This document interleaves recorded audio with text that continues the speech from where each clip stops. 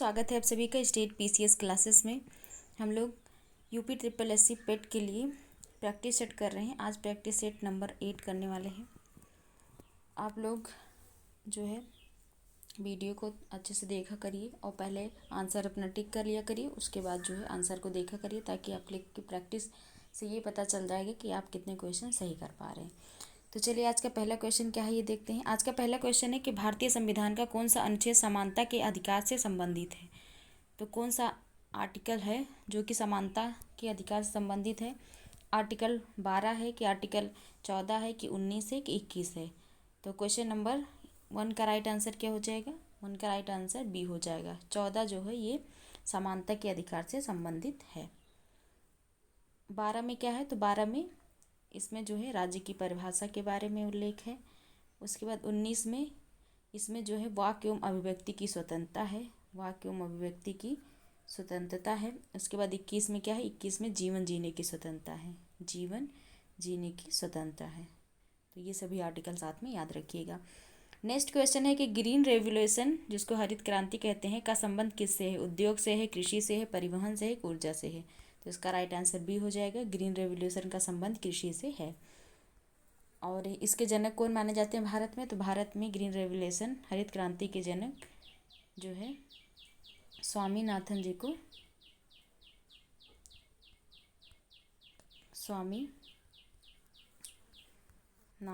को माना जाता है। स्वामीनाथन जी को। आगे बढ़ते हैं, अगला क्वेश्चन देखते हैं। अगला क्वेश्चन है कि उत्तर प्रदेश की झांसी किस नदी के किनारे स्थित है। जो उत्तर प्रदेश में स्थित है जिला झांसी, किस नदी के किनारे है। गंगा है कि केन है कि बेतवा है कि सोन है। तो इम्पोर्टेंट क्वेश्चन है। तो इसका राइट आंसर सी हो जाएगा। बेतवा नदी के किनारे जो है झांसी है, मतलब बसा हुआ है। आगे बढ़ते अगला क्वेश्चन देखते हैं कि गीता रहस्य किसने लिखी थी। गीता रहस्य पुस्तक किसने लिखी थी। बाल गंगाधर तिलक ने, कि महात्मा गांधी जी ने, कि अरविंद घोष ने कि स्वामी विवेकानंद जी। तो क्वेश्चन नंबर 4 का राइट आंसर ये हो जाएगा। बाल गंगाधर तिलक ने गीता रहस्य पुस्तक लिखी थी। और इन्होंने जो है 2 महोत्सव भी महोत्सव भी स्टार्ट किया था। एक था गणेश उत्सव मनाया था तिलक जी ने, और एक गणेश और एक और था। 2 महोत्सव इन्होंने स्टार्ट किया था। दूसरा महोत्सव कौन सा था ये भी देखिए। तो दूसरा महोत्सव शिवाजी महोत्सव था। शिवाजी महोत्सव। पहला कौन सा था, पहला था गणेश महोत्सव, दूसरा शिवाजी महोत्सव था। नेक्स्ट आगे बढ़ते हैं। नेक्स्ट क्वेश्चन है कि ओजोन परत वायुमंडल के किस स्तर में पाई जाती है। क्षोभ मंडल में, कि समताप मंडल में, कि मध्य मंडल में, कि बाह्य मंडल में। तो ओजोन परत जो है किस में पाई जाती है, तो ये समताप मंडल में पाई जाती है। तो इसका राइट आंसर बी हो जाएगा। क्षोभ मंडल जो सबसे निचली परत होती है, उसके बाद कौन से मंडल होता है, उसके बाद समताप मंडल होता है, उसके बाद मध्य मंडल होता है, उसके बाद बाहर। कभी कभी ये जो है इसका क्रम पूछ लेता है कि वायुमंडल की परतों का जो है क्रम से लगाइए। तो ये क्वेश्चन भी याद रखिएगा। नेक्स्ट है कि भारत का पहला कंप्यूटर कहाँ स्थापित किया गया था। इसरो कहाँ स्थापित किया गया था, तो कहाँ पे किया गया था, तो ये आईआईटी दिल्ली में, कि कोलकाता में, कि मुंबई में। तो 6 का राइट आंसर सी हो जाएगा। कोलकाता में पहला जो है कंप्यूटर स्थापित किया गया था। आगे बढ़ते हैं, अगला क्वेश्चन देखते हैं कि 12 मासा किस भाषा में रचित है। संस्कृत में, कि हिंदी में, कि अवधी में, कि ब्रज भाषा में। तो 12 मासा किस में लिखा गया है, तो ये जो है ब्रज भाषा में लिखा गया है। तो क्वेश्चन नंबर 7 का राइट आंसर डी हो जाएगा। नेक्स्ट क्वेश्चन है कि हल्दी घाटी का युद्ध कब हुआ था। अभी ये क्वेश्चन जो है आर में पूछा गया था कि हल्दी घाटी का युद्ध कब हुआ था। तो ये जो है कब हुआ था, 1526 में, कि 1556 में, 1576 में, 1761 में। तो ये 1576 में हुआ था। तो सी इसका राइट आंसर हो जाएगा क्वेश्चन नंबर 8 का। 1761 में कौन सा युद्ध हुआ था, 1761 में जो है पानीपत का तीसरा युद्ध हुआ था। पानीपत का तीसरा युद्ध हुआ था। और ये 26 में पानीपत का प्रथम युद्ध हुआ था, और 56 में पानीपत का सेकंड युद्ध हुआ था। तो ये क्रम से पानीपत का युद्ध भी याद रखिएगा। पानीपत कहाँ पे है वर्तमान में, तो हरियाणा में है। आगे बढ़ते हैं, अगला क्वेश्चन देखते हैं कि 1857 की क्रांति के समय ब्रिटेन का प्रधानमंत्री कौन था। तो 1857 की क्रांति के समय ब्रिटेन का प्रधानमंत्री कौन था? लॉर्ड पामस्टन था कि डलहौजी था, कैनिंग था कि विलियम बेंटिक था? तो ए इसका राइट आंसर हो जाएगा। लॉर्ड पामस्टन जो है ये ब्रिटेन का प्रधानमंत्री था, तो ए इसका राइट आंसर हो जाएगा जब 1857 की क्रांति हुई थी तब। नेक्स्ट क्वेश्चन है कि भारत में पंचायती राज की पहली शुरुआत किस राज्य में हुई थी? तो इसको कल भी डिस्कस किया था हम लोगों ने। यह राजस्थान में हुई थी। किस जिले से स्टार्ट हुई थी? नागौर जिले से यह स्टार्ट हुई थी। कब स्टार्ट हुई थी? तो ये 1959 में सब प्रथम जो है नागौर जिले से राजस्थान के पंचायती राज की शुरुआत की गई थी। आगे बढ़ते हैं, अगला क्वेश्चन देखते हैं। ब्लैक गोल्ड किसे कहा जाता है? पेट्रोलियम को कि कोयला को कि ग्रेफाइट को कि हीरा को? ब्लैक गोल्ड किसको कहा जाता है? तो ये जो है कोयला को कहा जाता है, तो बी इसका राइट आंसर हो जाएगा। सफ़ेद सोना किसको कहा जाता है? सफ़ेद सोना किसको कहा जाता है? तो कपास को कहा जाता है सफ़ेद सोना। कपास को सफ़ेद सोना कहा जाता है। आगे बढ़ते हैं, अगला क्वेश्चन देखते हैं कि बौद्ध धर्म में अष्टांगिक मार्ग का उद्देश्य क्या है? जो अष्टांगिक मार्ग दिया गया है उसका उद्देश्य क्या है? मोक्ष की प्राप्ति है कि निर्वाण की प्राप्ति है कि कर्म है कि भक्ति है? तो अष्टांगिक जो मार्ग का उद्देश्य है वो क्या है? तो वो जो है उसका उद्देश्य है निर्वाण की प्राप्ति, कि जो जीवन चक्र से जो मृत्यु और जीवन का चक्र है इससे जो है निर्वाण की प्राप्ति करना ही अष्टांगिक मार्ग का उद्देश्य है। ये जो है बौद्ध धर्म से संबंधित है। आगे बढ़ते हैं, अगला क्वेश्चन देखते हैं कि भारतीय संसद में धन विधेयक किसके अनुमति से पेश किया जाता है? तो धन विधेयक किसके अनुमति से पेश किया जाता है? तो यह राष्ट्रपति के अनुमति से जो है पेश किया जाता है। इसमें जो किसके पास सीमित शक्ति है? तो सीमित शक्ति राज्यसभा के पास है। राज्यसभा के पास जो है कोई भी शक्ति धन विधेयक के मामले में नहीं है, और सबसे अधिक शक्ति लोकसभा के पास है। ये जो है सर्वप्रथम कहाँ पे पेश होता है? तो लोकसभा में ही धन विधेयक को सर्वप्रथम पेश किया जाता है। और जब राज्यसभा में राष्ट्रपति के पास भेजा जाता है तो वो जो है इसको वापस लौटा नहीं सकता, बस विचार करने के लिए एक बार कह सकता है, लेकिन इसको वापस लौटा नहीं सकता है। तो ये धन विधेयक जो के मामले में राज्यसभा के पास सीमित शक्ति है, ये भी याद रखिएगा। ये लोकसभा के पास शक्ति है धन विधेयक के मामले में। धन विधेयक और संविधान संशोधन में दो जो है इस विधेयक में क्या होता है कि इसमें संयुक्त बैठक का प्रावधान नहीं है, ये भी याद रखिएगा। संयुक्त बैठक का प्रावधान नहीं है। संयुक्त बैठक कब लाया जाता है? तो जब किसी बिल पे जो है विवाद हो जाता है दोनों, जैसे राज्यसभा लोकसभा में, तब संयुक्त बैठक बुलाई जाती है। किस आर्टिकल में है इसका प्रोफेशन? तो इसका जो है प्रावधान जो है 108 आर्टिकल में है, ये भी साथ में याद रखिएगा। तो दो में नहीं होता, धन विधेयक में और किस में? धन विधेयक में और संविधान संशोधन में ये जो है संयुक्त बैठक नहीं बुलाई जाती। बैठक बुलाता कौन है? तो जो है इसकी अध्यक्षता लोकसभा अध्यक्ष करता है, और इसका जो बुलाता है कौन? राष्ट्रपति बुलाता है। तो ये भी याद रखिएगा, ये सभी डिटेल से हम लोगों ने देखा। आगे बढ़ते हैं, अगला क्वेश्चन देखते हैं। विश्व का सबसे बड़ा डेल्टा कौन सा है? गंगा ब्रह्मपुत्र डेल्टा है, अमेजन डेल्टा है कि नील नदी डेल्टा है कि मिसिसिपी डेल्टा है? तो क्वेश्चन नंबर 14 का राइट आंसर क्या हो जाएगा? इसका राइट आंसर ये हो जाएगा गंगा ब्रह्मपुत्र जो है ये विश्व का सबसे बड़ा डेल्टा बनाता है, गंगा ब्रह्मपुत्र डेल्टा। मिसिसिपी कैसा जो है किस प्रकार का डेल्टा बनाता है? ये कभी कोई क्वेश्चन, तो ये जो है पक्षी के आकार का डेल्टा इसका बनता है, पक्षी के आकार का। तो ये कभी कभी क्वेश्चन पूछ लेता है। नेक्स्ट क्वेश्चन है कि पानीपत की तीसरी लड़ाई किसके बीच में हुई थी? बाबर और इब्राहिम लोदी के बीच में तो पहली लड़ाई हुई थी। पानीपत की दूसरी जो है अकबर और राणा के बीच में हुई थी। कि तीसरी जो है इसमें तीसरा क्वेश्चन वो है कि अहमद शाह अब्दाली और मराठा के बीच में। तो इसका राइट आंसर क्या हो जाएगा? इसका राइट आंसर जो है सी हो जाएगा। तीसरा जो पानीपत युद्ध जो 1761 में हुआ था वो अहमद शाह अब्दाली और मराठों के बीच में कब हुआ था? 1761 में। इसमें क्या हुआ था कि मराठे हार गए थे और अहमद शाह अब्दाली जीत गया था। आगे बढ़ते हैं, अगला क्वेश्चन देखते हैं कि सेकंड शिफ्टिंग कृषि पद्धति किस देश में प्रसिद्ध है? सेकंड शिफ्टिंग जो कृषि पद्धति है वो कहाँ पे प्रसिद्ध है? भारत में कि ब्राज़ील में कि इंडोनेशिया में कि म्यांमार में? तो क्वेश्चन नंबर 16 का राइट आंसर डी हो जाएगा। म्यांमार में जो है सेकंड शिफ्टिंग कृषि पद्धति प्रसिद्ध है।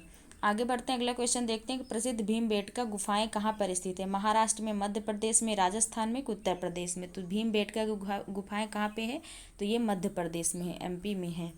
एमपी में सर्वाधिक वन भी पाया जाता है, यहाँ पर सर्वाधिक वन पाया जाता है। और यहीं पे सर्वाधिक टाइगर रिजर्व भी कहाँ पे पाया जाता है, एमपी में पाया जाता है। अभी हाल ही में जो है एक जो है नया टाइगर रिजर्व घोषणा की गई, उसका किस नंबर का है, तो वो 58 नंबर का है, 58वां टाइगर रिजर्व है। इसका नाम क्या है, तो उसका नाम है Madhav tiger reserve, Madhav tiger reserve. ये भी याद रखिएगा क्योंकि जो है ये क्वेश्चन करंट का है तो पूछा जा सकता है। तो माधव टाइगर रिजर्व कहाँ पे है, तो ये एमपी में है।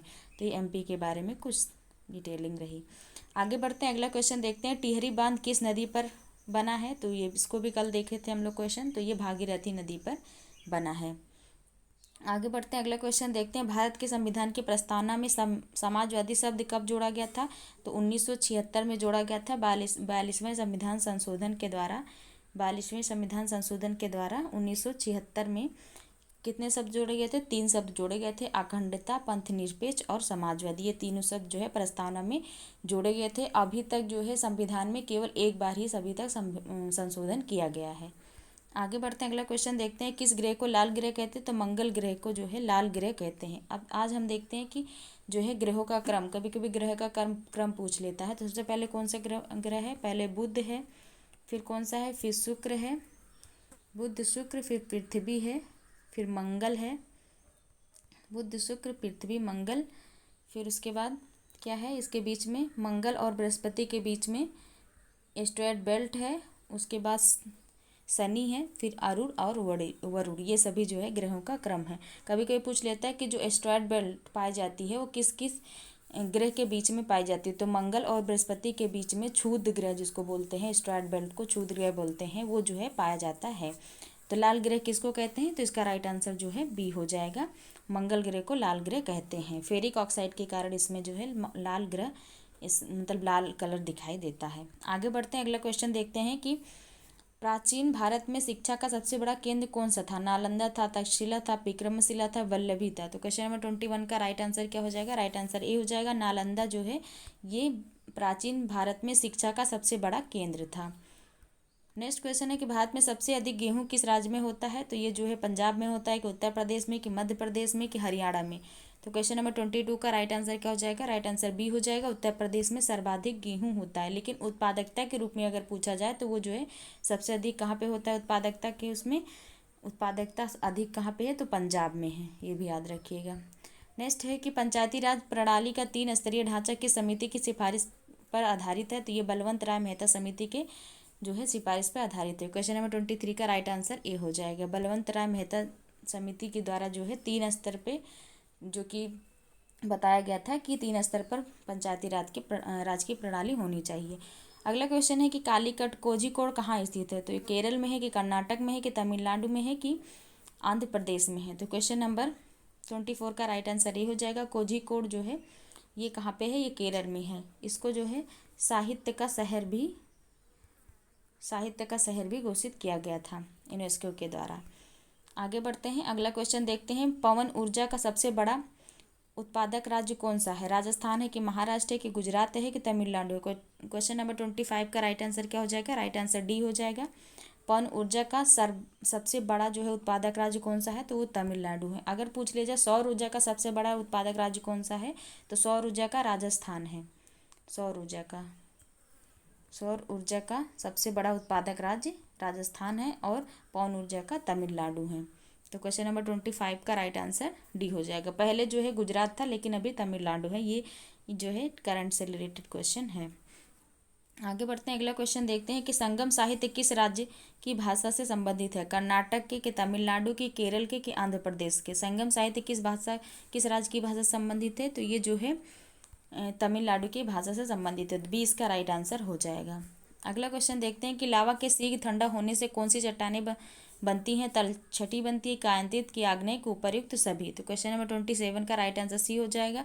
जब लावा होता है, पहले देखते हैं लावा कब कहते हैं और मैग्मा कब कहते हैं।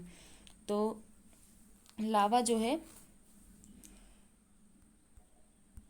तो जब ये जो है मैग्मा कहाँ रहता है, धरती के अंदर रहता है, मैग्मा कहलाता है, और उसके बाद जो है ये बाहर आने पर क्या कहलाता है, लावा कहलाता है। यहाँ पर रहता है मैग्मा है, यही जब बाहर आ जाता है तो इसको लावा कहते हैं। तो ये जो है लावा किसी ठंडा होने से कौन सी चट्टानी बनती है, तो आग्नेय चट्टानें बनती है। तो सी इसका राइट आंसर हो जाएगा, इसको इग्निस रॉक भी कहते हैं।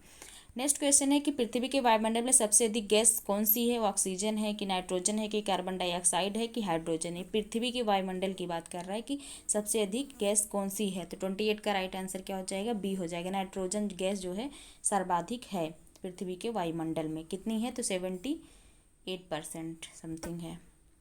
आगे बढ़ते हैं, अगला क्वेश्चन देखते हैं कि अलीगढ़ आंदोलन किसके द्वारा शुरू किया गया था? सर सैयद अहमद खान के द्वारा, कि राजा राममोहन रॉय के द्वारा, कि दयानंद सरस्वती के द्वारा, कि ईश्वरचंद विद्यासागर के द्वारा? 29 का राइट आंसर क्या हो जाएगा? ए राइट आंसर हो जाएगा। सर सैयद अहमद खान के द्वारा जो है अलीगढ़ आंदोलन चलाया गया था। आज का लास्ट क्वेश्चन है कि लोधी वंश का अंतिम शासक कौन था? बहलोल लोधी, कि सिकंदर लोधी, कि इब्राहिम लोधी, कि दाऊद लोधी? क्वेश्चन नंबर 30 का राइट आंसर सी हो जाएगा। ये जो है लोधी वंश का सबसे लास्ट मतलब अंतिम शासक था। और ये कहाँ पे? तो इसी के समय में बाबर, जो कि मुगल संस्थापक रहा है, तो ये इसके बीच में कौन सी लड़ाई होती है? पानीपत की लड़ाई होती है। कब होती है? तो ये 1526 में पानीपत की लड़ाई होती है, जिसमें जो है इब्राहिम लोधी हार जाता है, बाबर जीत जाता है और ये मुगल काल की स्थापना करता है। तो ये सभी 30 क्वेश्चन जो है यूपी SSSC पेट के लिए प्रैक्टिस सेट के रूप में दिए गए और आपको डिटेल से इसमें क्वेश्चन बताए जाते हैं, अलग भी चीज़ें बताई जाती हैं। आप लोग अच्छे से देखिए, आपको बहुत ही फ़ायदा करेगा। तो ऐसे ही वीडियो देखने के लिए चैनल पे बने रहिए। सारी वीडियो आपको प्रोवाइड करवाई जा रही है जब तक एग्ज़ाम हो जाता है। 30 लगभग वीडियो दी जाएगी, इसमें 30 क्वेश्चन डेली दी जाती है। 30 क्वेश्चन जो है अभी जितने दिन भी बचे हैं एग्ज़ाम के लिए उतने दिन आपको प्रोवाइड करवाई जाएगी। अगर और भी क्लासेस ज़रूरत हो हिंदी वगैरह की तो आप लोग कमेंट करके बताइए, उस हिसाब से आपको क्लास दी जाएंगी। वीडियो देखने के लिए बहुत बहुत धन्यवाद। Thank you so much.